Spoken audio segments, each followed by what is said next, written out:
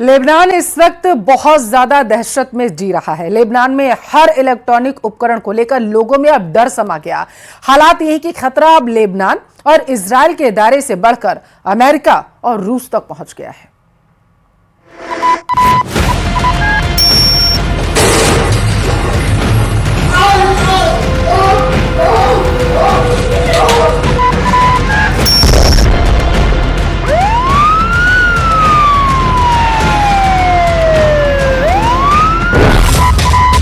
अगला पेजर कहां फटेगा?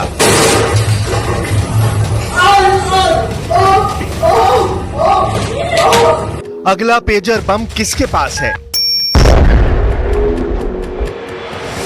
क्या पेजर के बाद मोबाइल फोन भी फटने का खतरा है? क्या पेजर धमाकों के बाद पश्चिम एशिया में ऐसा युद्ध होने जा रहा है जो गजा से भी ज्यादा लोगों की जान लेगा? पेजर धमाकों का टारगेट लेबनान बना है। पेजर धमाकों का इल्जाम इजराइल पर लगा है। अब पेजर धमाकों के बाद पूरा पश्चिम एशिया एक नए युद्ध की चौखट पर पहुंच चुका है। लेबनान ही नहीं, इजराइल के हर दुश्मन देश में गुस्सा बहुत ज्यादा भड़का हुआ है, क्योंकि पेजर में हुए करीब 3000 धमाकों के लिए इजराइल को जिम्मेदार माना जा रहा है। नेतन्याहू तो लगातार हिजबुल्लाह के खिलाफ युद्ध का बिगुल बजा रहे हैं। ما كنت متفاجئ باللي صار امبارح لانه الحروب وسخه مثل ما قلت انه whether you hack pages or you kill children or you kill elderly people, war is the word war, WAR, is dirty, is synonymous to dirty. Times of Israel की रिपोर्ट है कि हिजबुल्लाह के खिलाफ युद्ध की शुरुआत पेजर में धमाकों के साथ करने की तैयारी थी। यही इजराइल की इंटेलिजेंस एजेंसी का मकसद था, लेकिन हिजबुल्लाह के एक सदस्य को इसके बारे में पहले ही पता चल गया, इसलिए पूरा प्लान एक्सपोज होने से पहले यह धमाका करना मजबूरी बन गया। This kind of operation was never seen in the region, that from afar there is actually an operational achievement to damage 3,000 hands that can pull the trigger and press the button of launching rockets to over here towards Israel.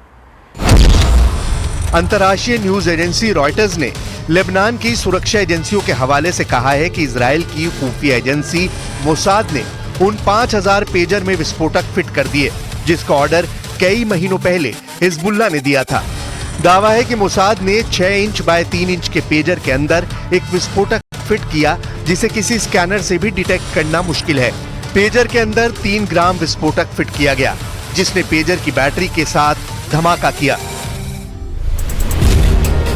The New York times की report है कि Israeli खुफिया agents ने इन pagers के Lebanon पहुंचने से पहले इनको टेम्पर किया है, यानी इसमें कोई छेड़छाड़ करके साजिश रची गई है।